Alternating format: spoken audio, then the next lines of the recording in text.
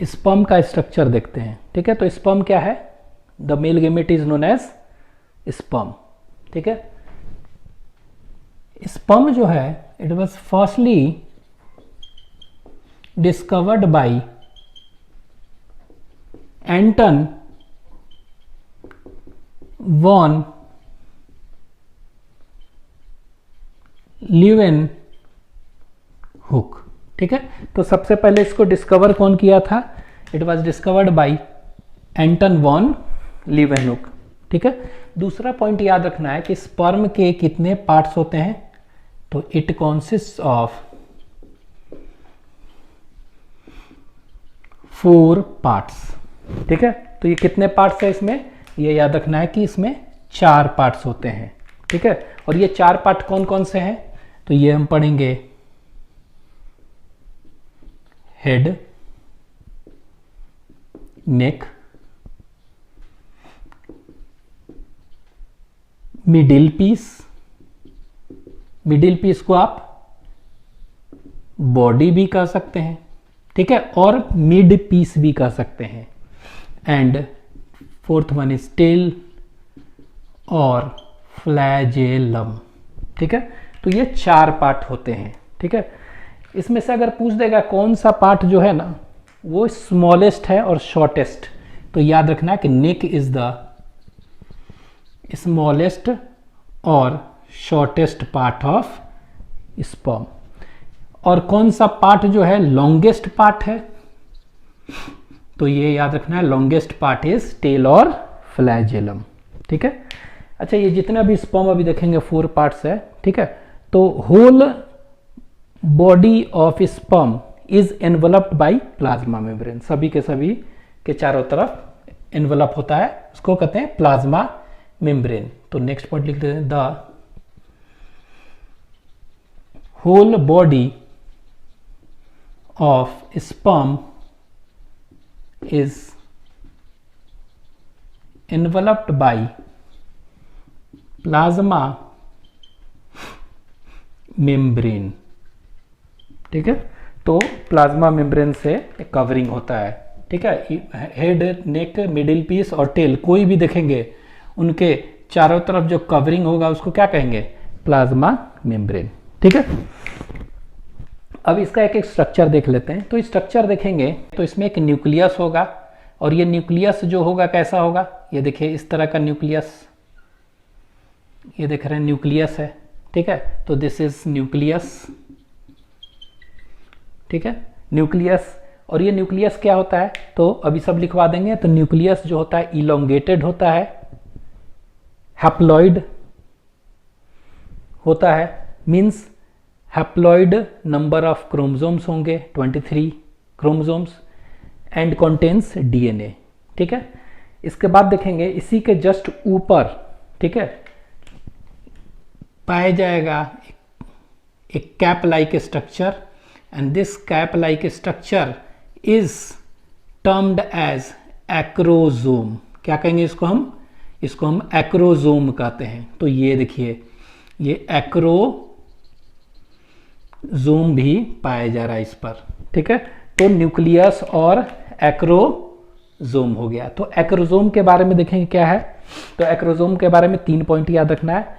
तो it is a cap like structure present at the anterior end of sperm nucleus, पहला याद रखेंगे। और ये क्या का बना होता है? गोल्गी बॉडी का। तो it is formed from Golgi body. तीसरा पॉइंट याद रखेंगे ये एक्रोजोम क्या होता है? It contains hydrolytic enzymes. ठीक है, and this hydrolytic enzymes helps in fertilization of the ovum. ठीक है, तो हाइड्रोलिटिक है तो तोड़ेगा और ओवम को फर्टिलाइजेशन में हेल्प करेगा। तो ये 3 पॉइंट लिखवा देंगे। और ये इनको क्या कहेंगे? ये हेड दोनों मिला के। तो यहां पे देखिए इस तरह बना ले रहे हैं, ये इस तरह से देखिए कवरिंग कर रहे हैं, ये इस तरह से कवरिंग। अब ये नीचे जो देख रहे हैं ये तो हेड हो गया। This portion is known as, इस पूरे पोर्शन को क्या कहेंगे हम? इसको हम कहते हैं this is known as head. यहां से यहां तक हेड हो गया। ठीक है, अब ये नीचे जो देख रहे हैं ये वाला पोर्शन, इसको कहेंगे नेक। फिर ये इस तरह से,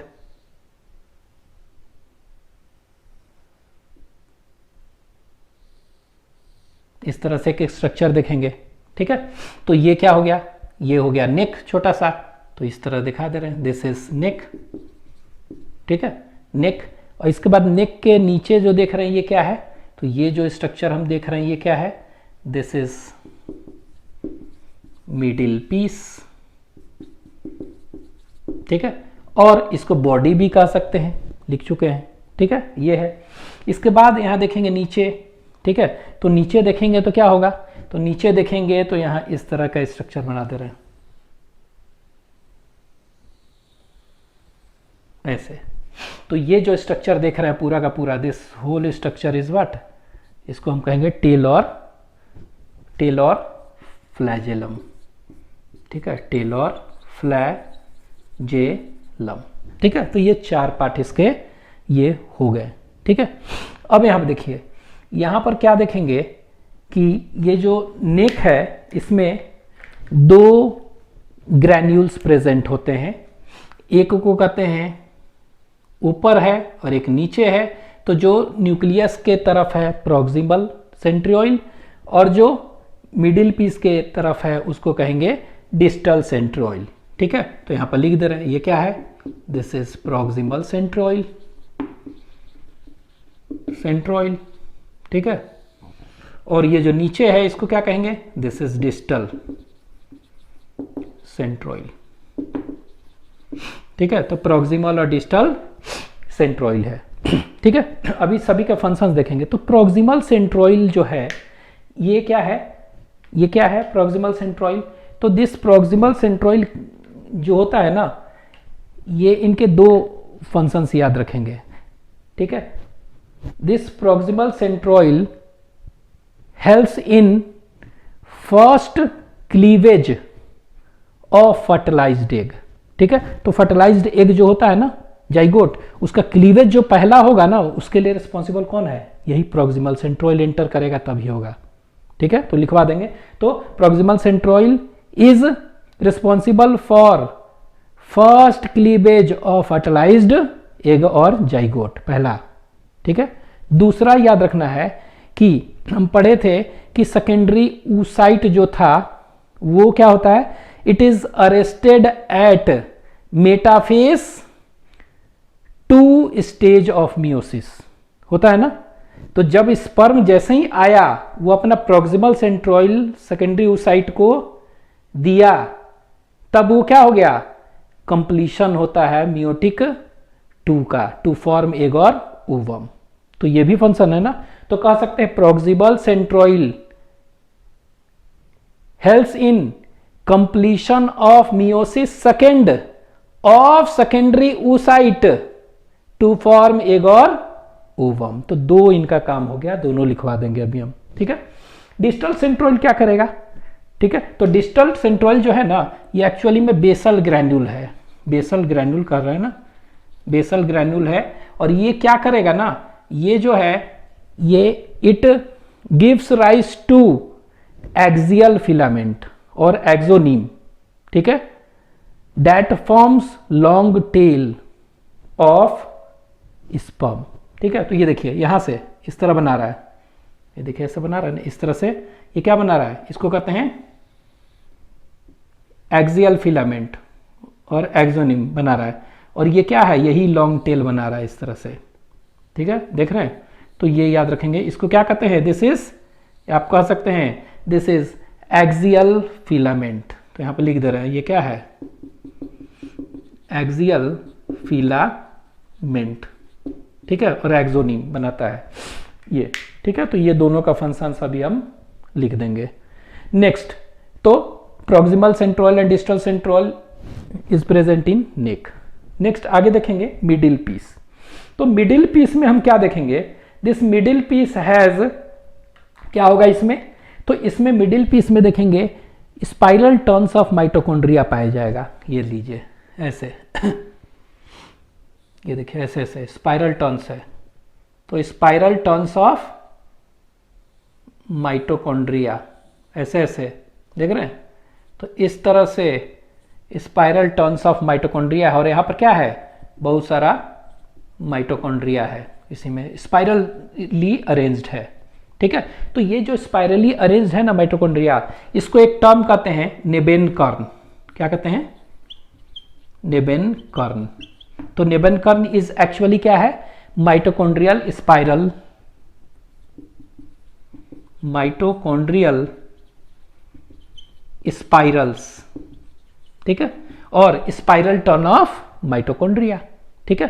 तो स्पाइरल माइटोकॉन्ड्रिया है, तो ये क्या करेगा? माइटोकॉन्ड्रिया माइटोकॉन्ड्रिया है ना, तो ये क्या है? पावर हाउस कहते हैं ना, तो एक तरह से क्या है? पावर हाउस ऑफ स्पर्म है ये, ठीक है। तो ये माइटोकॉन्ड्रिया जो है, it is a spiral turns of mitochondria is known as nebenkern, and this nebenkern acts as source of energy for swimming or flagellar movement that is needed for sperm motility required for fertilization, ठीक है। तो ये उस ATP का source है, ठीक है। Next देखेंगे, आगे पढ़ेंगे कि ये एंड जो देख रहा है ना, मिडिल पीस और टेल को डिवाइड जो कर रहा है ना, डिवाइड कर रहा है ना ये वाला, तो ये डिवाइड कर रहा है। तो यहाँ पे एक क्या देख रहे हैं? एक यहाँ पर देख रहे हैं फिजिकल बैरियर है जो कि मिडिल पीस और टेल को डिवाइड कर रहा है। तो इस फिजिकल बैरियर को क्या कहते हैं? तो इस बैरियर को कहते हैं सेंट्रियोल ही है, लेकिन फॉल्स सेंट्रियोल है ये, ठीक है, फॉल्स सेंट्रियोल, और एनुलस भी कहते हैं इसको, ठीक है, और रिंग सेंट्रियोल। तो ये याद रखिएगा, रिंग सेंट्रियोल और एनुलस, ठीक है। तो लिखवा देंगे। तो एनुलस क्या है? It is a physical barrier mainly present between middle piece and tail और फ्लैजेला, ठीक है, सेपरेशन कर रहा है। इसके बाद देखते हैं टेल और फ्लैजेलम देखेंगे। तो टेल और फ्लैजेलम जो देखेंगे, इसके दो पार्ट होते हैं, ठीक है। तो ये देखिए, यहां से आ रहा है ये टेल, टेल टेल यहां आ रहा है, मान लीजिए कि यहां तक है, यहां तक मान लेते हैं।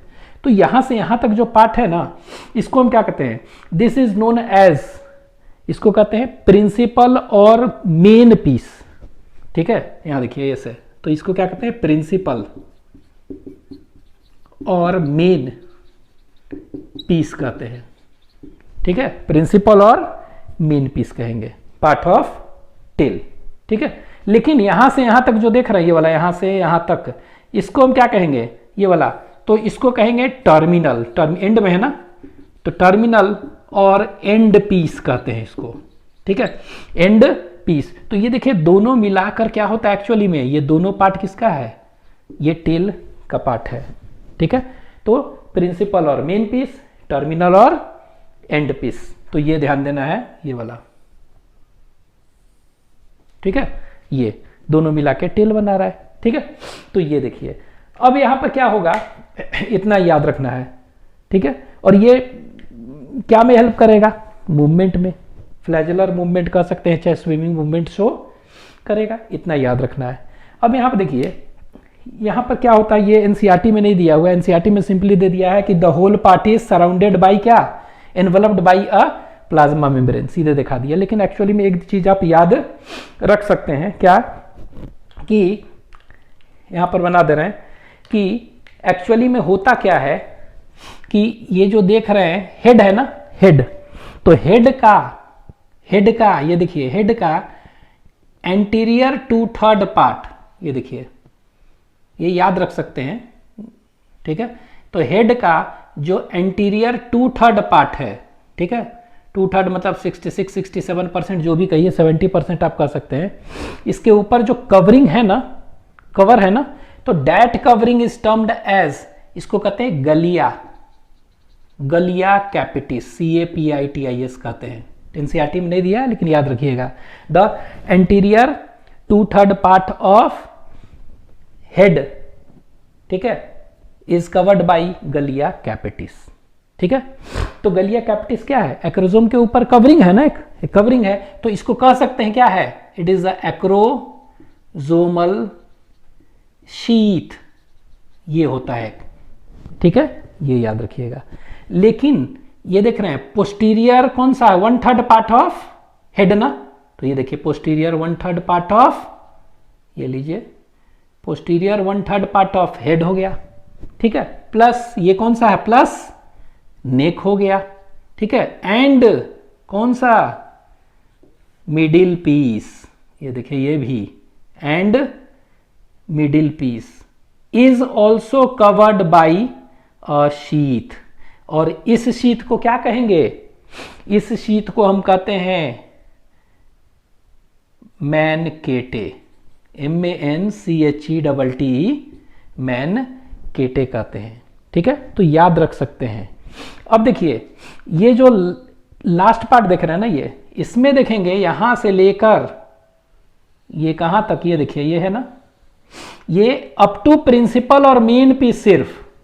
ठीक है, प्रिंसिपल और मेन पीस तक ये कवर्ड है सिर्फ। ठीक है, प्रिंसिपल और मेन पीस तक ये कवर्ड है, ये कवरिंग है। तो ये जो देख रहे हैं इसको कहते हैं साइटोप्लाज्मिक स्ट्रैंड, साइटोप्लाज्मिक स्ट्रैंड। ठीक है, तो ये आप ध्यान दे सकते हैं क्या कहते हैं, जैसे साइटोप्लाज्मिक स्ट्रैंड कवरिंग है। लेकिन ये साइटोप्लाज्मिक स्ट्रैंड का कवरिंग कौन सा, टर्मिनल और एंड पीस में नहीं है। ठीक है, ये ध्यान देना है। ठीक है, ये हो गया, तो ये याद रखेंगे। लेकिन आपके एनसीईआरटी में ये सब नहीं दिया, लेकिन दे दिया है द होल और entire sperm is enveloped by plasma membrane. तो एक्चुअली में क्या है, ये ऐसे देखिए बना दिए हम, ये लीजिए हम ऐसे दिखा दे रहे हैं, ये सबसे बाहर। ठीक है, इसके बाहर सबसे देखेंगे ना, ये देखिए सीधे दे दिया है कि इट इज एनवलप्ड बाय, अभी देखिए पूरा भी है, एंड पीस में भी है कवरिंग, जो कि साइटोप्लाज्मिक स्ट्रैंड नहीं है। ये देखिए होल कवरिंग है। तो ये जो देख रहे हैं यही क्या है, यही जो देख रहे हैं इट इज प्लाज्मा मेम्ब्रेन। तो लिख दे रहे हैं प्लाज्मा मेम्ब्रेन। ठीक है, अब एक एक करके इसके बारे में हम पढ़ लेते हैं। ठीक है, लिख लीजिए।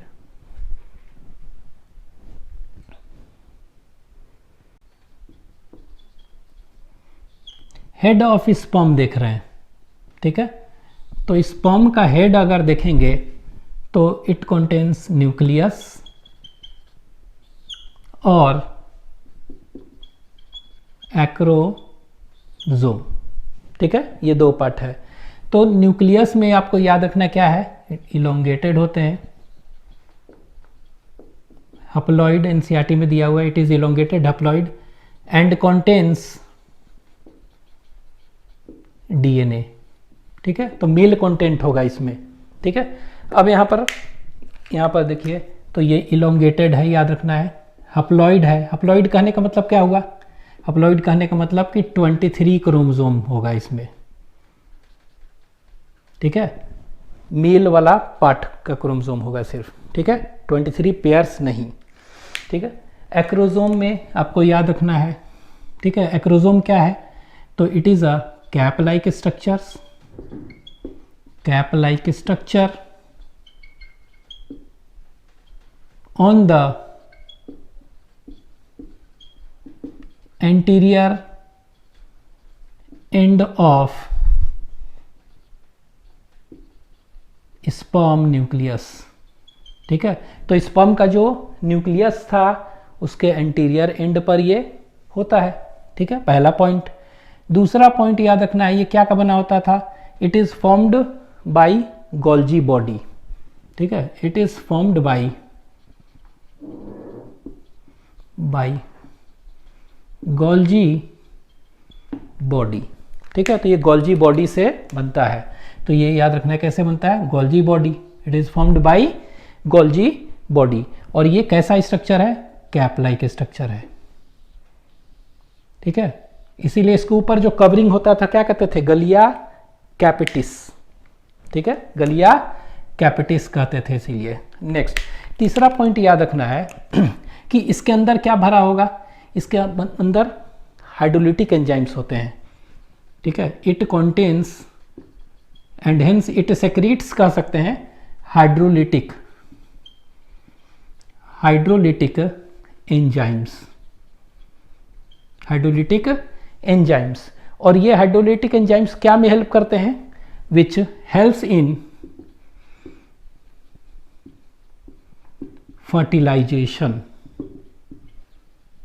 which helps in fertilization of egg और ovum।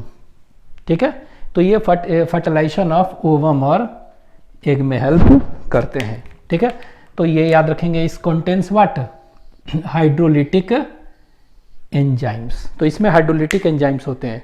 ठीक है, तो जैसे कि एग और ओवम के चारों तरफ हम क्या देखे थे, उसके चारों तरफ हम देखे थे सबसे बाहर कोरोना रेडियाटा होता है। ठीक है, एग और ओवम के चारों तरफ क्या है, कोरोना रेडियाटा। तो कोरोना रेडियाटा है तो वो क्या का बना हुआ है, उसमें फॉलिकुलर सेल्स होते हैं विच आर अटैच्ड और cemented with the help of hyaluronic acid. तो उसको तोड़ना पड़ेगा, तो उसके लिए क्या है, कौन सा एंजाइम निकालेंगे ये, तो ये हाइड्रोलिटिक एंजाइम्स कौन कौन से हैं, कुछ लिख दे रहे हैं। तो इसको कहते हैं हाइलुरोनिडेज। ठीक है, तो ये एंजाइम निकालेंगे। ठीक है, कौन सा एंजाइम निकालेंगे, हाइलुरोनिडेज। ठीक है, NIDAC, HYALURONIDAC, हाइलुरोनिडेज एंजाइम निकालेंगे। ठीक है, पहला। तो हाइलुरोनिक एसिड जो होगा follicular cells of corona radiata, उसको तोड़ के क्या होगा, एंटर कर देगा। ठीक है, दूसरा क्या होता है, इसको कहते हैं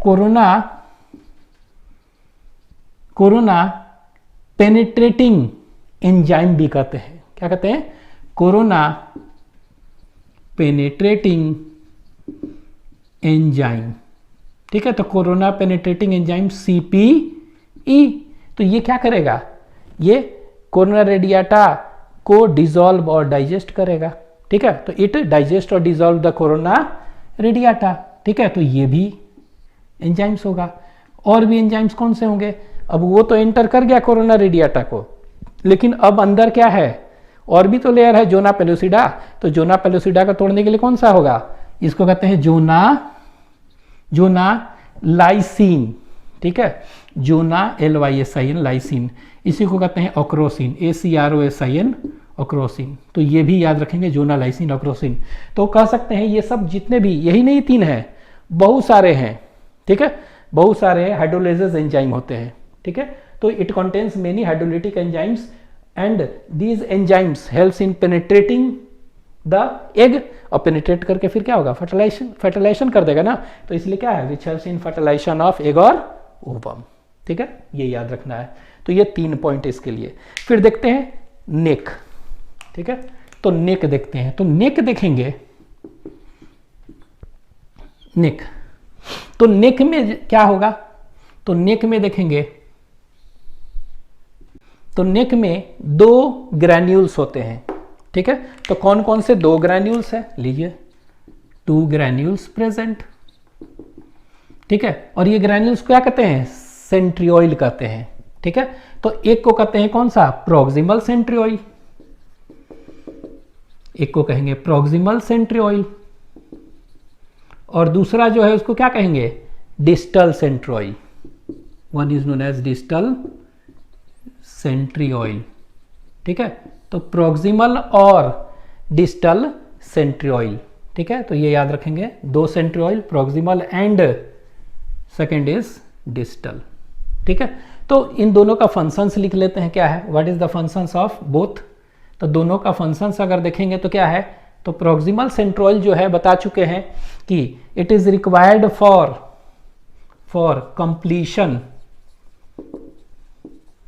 completion of meiosis, second of secondary oocyte to form egg और ovum। ठीक है, तो बताए थे ना कि सेकेंडरी oocyte जो होता है, it is arrested at metaphase 2 stage of meiosis. जैसे ही स्पर्म एंट्री हुआ, प्रॉक्सिमल सेंट्रियोल सेकेंडरी oocyte को मिल गया, और जैसे ही वो मिल गया, वो क्या किया, वो मियोसिस 2 कंप्लीट करवा दिया, और ये क्या हो गया, एग बन गया। तो ये कौन है, प्रॉक्सिमल सेंट्रियोल का ही फंक्शन है। दूसरा, ये it is also required for first cleavage. ठीक है, first cleavage division of fertilized egg और जाइगोट। ठीक है, तो फर्टिलाइज्ड एग और जाइगोट के लिए फर्स्ट क्लीवेज डिवीजन कौन करता है? यही। ठीक है, तो याद रखेंगे completion of meiosis 2 and first cleavage of fertilized egg के लिए ये इंपॉर्टेंट है। ठीक है, तो ये याद रखना है आपको। ठीक है, नेक्स्ट इनका क्या फंक्शन है? डिस्टल सेंट्रियोल का क्या फंक्शन है? तो डिस्टल सेंट्रियोल क्या करता है? तो लिख लेते हैं, it gives rise to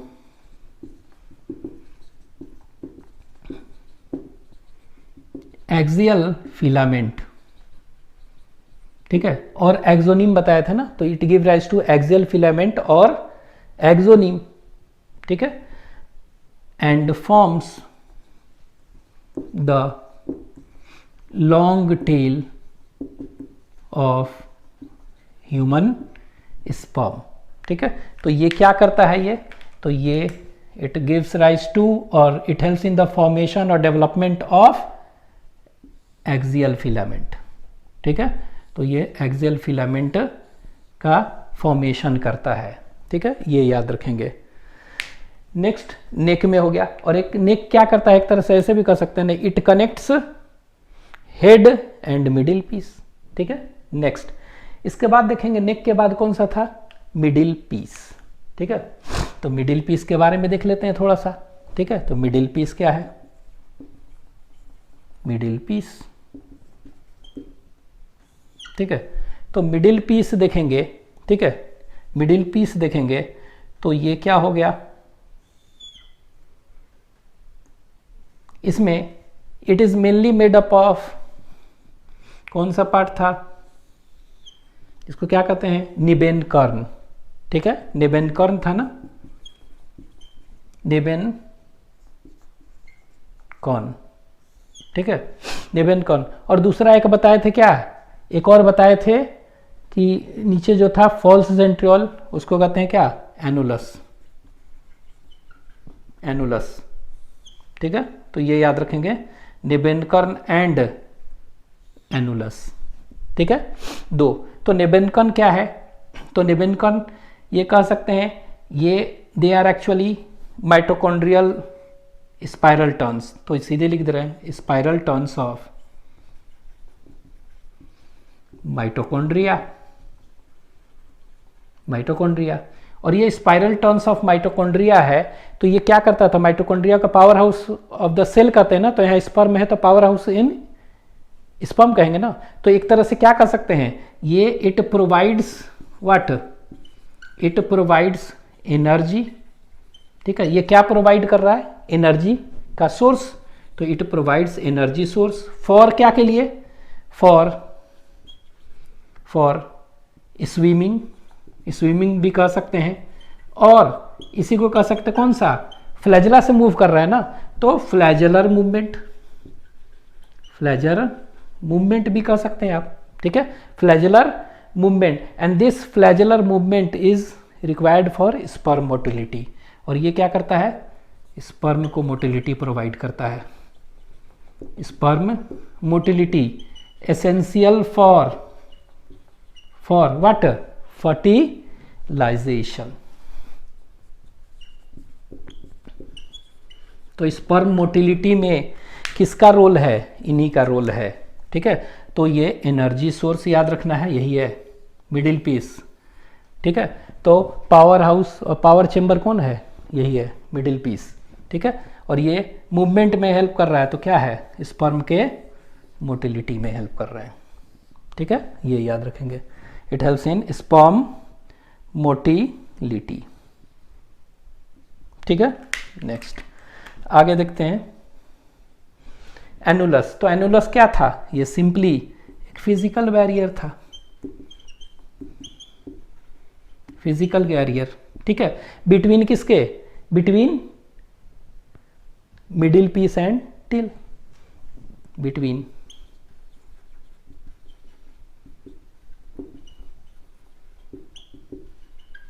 middle piece and tell.